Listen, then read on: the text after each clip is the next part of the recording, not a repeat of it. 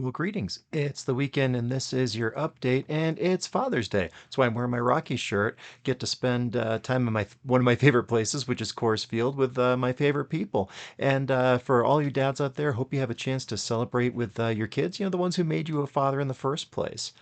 Over on the Boomer YouTube channel, we once again are continuing our series on the Shires Day that we did over at CU Boulder. And this time, Shane Deuel, who is our rep for the Eastman Company, but Shires is under the Eastman umbrella, was talking about how the build of a trumpet can hinder your progress as you're an advancing player. Check out what he has to say on this topic. I travel all over the country, meet a lot of students. I taught a lot of private students, and a lot of times, especially that first really nice professional trumpet you get, a lot of times it ends up being maybe the ones that the local music store has in stock, or maybe you were a different player when you tried these trumpets. Sometimes when you try those trumpets when you're still advancing, a little younger, you end up with a trumpet that doesn't quite fit you now. Or you end up with a trumpet that you don't quite understand how it's made up. Maybe you're struggling with a really bright sound.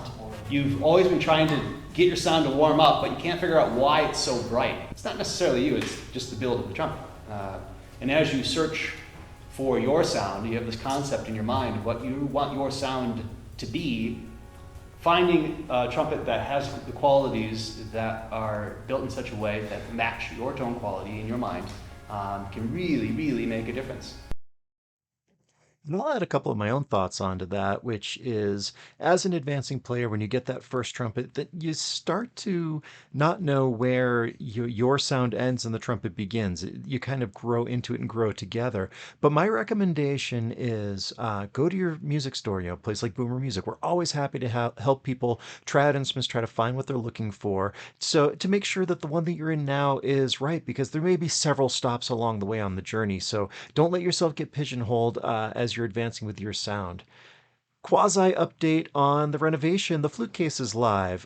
Jesse, who works in our string shop, guitar player, guitar builder, and really a good carpenter, made the board for the pegs that the flutes are on. If you haven't seen it yet, it is gorgeous, and it really is finally doing justice to our flutes, but it's also going to help us to be able to protect them so that they don't get tarnished. That's become a problem where the air tarnishes them, and then we have to put them through the shop in order to get them usable again. So come check out the flute case. It's functional, it's beautiful. Very excited about that. Then over on the Podcasting Store YouTube channel, I recut a video that we did a while ago. It was for the Onstage VLD 360 ring light. I'm actually using one of those right now. And I just wanted to do it in a short to kind of show off some of the features and what you get included with it. So check out that short. What is inside the box of the VLD 360? Tripod for it to stand on. Here's the ring light itself, and it will thread right on there just like that. It's got the phone holder, so that'll put your phone right in the center. 3 different settings for the light. The warm setting, the natural setting, the cool setting. So that's what you get inside the box with the Onstage VLD 360 ring light. Super, super useful item.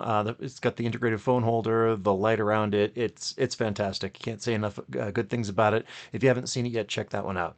And then over on the Podcasting Store Medium page, last week was the anniversary of the D-Day landings, and I had written previously about doing a Go Ruck event in Normandy that started on Omaha Beach and ended with me getting to sound taps at the Omaha Beach Monument. Well, I was thinking about it. This is 10 years later now. So this is the 80th anniversary, and had the thought of why did I get to do that? Why was that something appropriate for me? And in conjunction with D-Day, I was re-watching Band of Brothers, and the thought occurred to me that all these men who are heroes, absolutely, and none of them would say that, but they were all just regular guys who answered the call, did the job that they happened to be able to do to the best of their ability. And so it felt to me like, in the end, it really was a fitting tribute that just some regular guy from East Bridgewater, Massachusetts was able to go and to honor those men and their sacrifice and their heroism in that way. So if you haven't seen that essay, check that one out. I thought it was a pretty good one.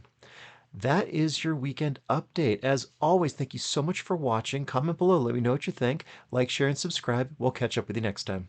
If you enjoyed the weekend update, do me a favor and follow us on social media, subscribe to our YouTube channels, or visit our websites. This is Drew with Boomer Music Company and thepodcastingstore.com. Thanks for listening.